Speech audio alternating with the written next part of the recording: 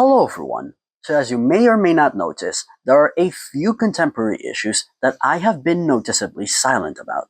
But in this video, I'm going to briefly talk about one of them, the impeachment trial of Vice President Sara Duterte. I am critical of Vice President Duterte.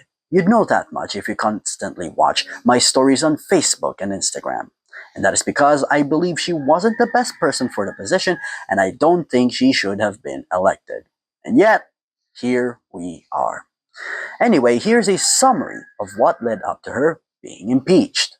Back in December last year, 4 separate impeachment complaints were filed alleging abuse of power, misuse of confidential funds, which, as you may remember, gave us the name Mary Grace Piatos, involvement in extrajudicial killings, and plotting to assassinate the President, the First Lady, and the Speaker of the House of Representatives, when she said, and I quote, "Utang ina ninyong lahat, Martin Romualdez, Lisa Marcos, Bongbong Marcos."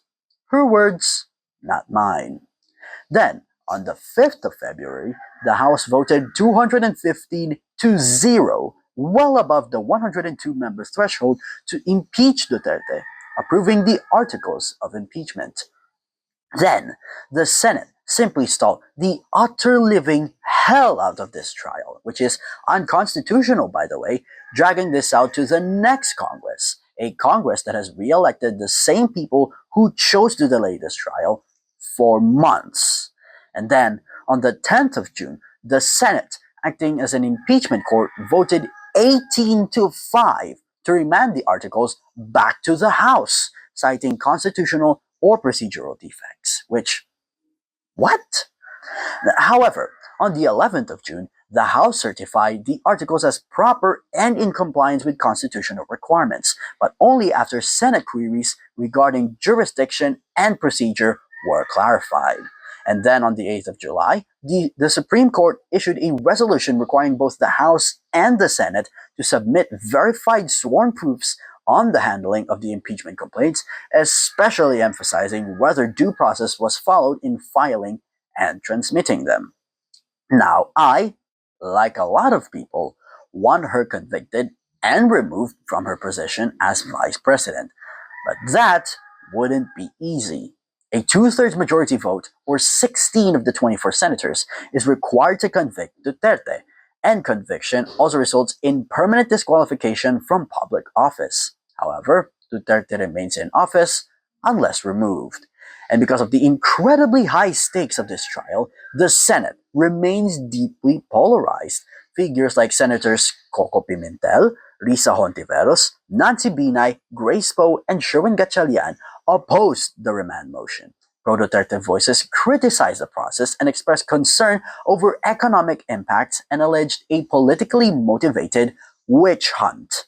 I know, very, very ridiculous. House prosecutors, including Laila de Lima, stressed impartiality amid partisan remarks. Meanwhile, economic and political analysts caution that prolonged proceedings could hurt foreign direct investment. Now, here is what's expected to happen over the next few months. First, the Supreme Court is expected to issue its ruling on process legitimacy, laying the foundation for trial proceedings. Second, the House and the Senate are preparing to reconvene in late July to formally open the impeachment trial, following the proposed timeline. And third, the trial will include presentation of evidence, legal arguments, witness testimonies, and culminate in a Senate vote. Now, Sara Duterte remains a frontrunner for the 2028 presidency, with strong political backing from her father's clan, and a conviction would end her political ambitions. However, and this is incredibly important, an acquittal could instead boost her standing. So this is something that everyone should pay attention to, because if no one does, the Senate could inexplicably postpone this trial indefinitely. And if that happens, that will send a message to Filipinos that these high-ranking officials can simply do whatever they want without any repercussions, and that is dangerous. So please, if you can, talk about this trial to your friends and family, or spread awareness about it online, and we must hold our senators accountable. because we elected these people to serve us Filipinos, so they should return the favor and do their job. That is all for now. Thank you so much for watching. We'll see you again in the next video.